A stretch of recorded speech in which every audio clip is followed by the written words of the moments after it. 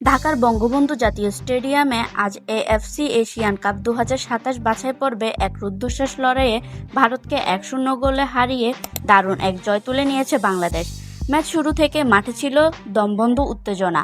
ভারত আক্রমণে ঝাঁপিয়ে পড়ে খেলার নিয়ন্ত্রণ নিতে চাইছিল, কিন্তু বাংলাদেশ আজ ছিল সম্পূর্ণ প্রস্তুত। মাত্র 11 মিনিটেই সে গোলটি আসে যা পুরো ম্যাচের গতিপথ পাল্টে দেয়। ডান দিক দিয়ে গতি বাড়িয়ে উঠে এসে রাকিব হোসেন নিখুঁত এক গ্রাউন্ড পাস বাড়ান বক্সের ঠিক সামনে, আর সে বলটি পান বাংলাদেশের তরুণ তারকা শেখ মোরসালিন। কোনো অতিরিক্ত টাচ না নিয়ে অত্যন্ত নিখুঁত এক শটে বল জালে জড়িয়ে দেন তিনি, আর মুহূর্তের মধ্যে পুরো স্টেডিয়াম আজ উল্লাসে কেঁপে ওঠে।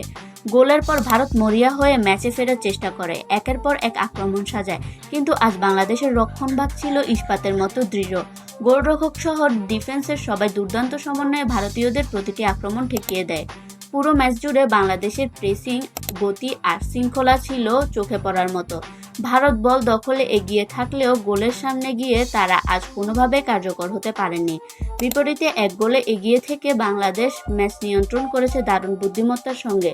মাঝমাঠে বল ধরে রাখা, কাউন্টার অ্যাটাকে ঝাঁপানো, আবার প্রয়োজন হলে ডিফেন্স লো ব্লকে নামিয়ে খেলা ঠান্ডা করা, সবকিছুই ছিল আজ নির্ভুল। প্রতিটি মিনিটে উত্তেজনা বাড়াচ্ছিল, প্রতিটি ভারতীয় আক্রমণ থামিয়ে দিচ্ছিল বাংলাদেশ, আর দর্শকরা দাঁড়িয়ে শ্বাসরুদ্ধ করে অপেক্ষা করছিল শেষ বাঁশি বাজার সঙ্গে সঙ্গে পুরো স্টেডিয়াম আজ উৎসবে ফেটে পড়ে।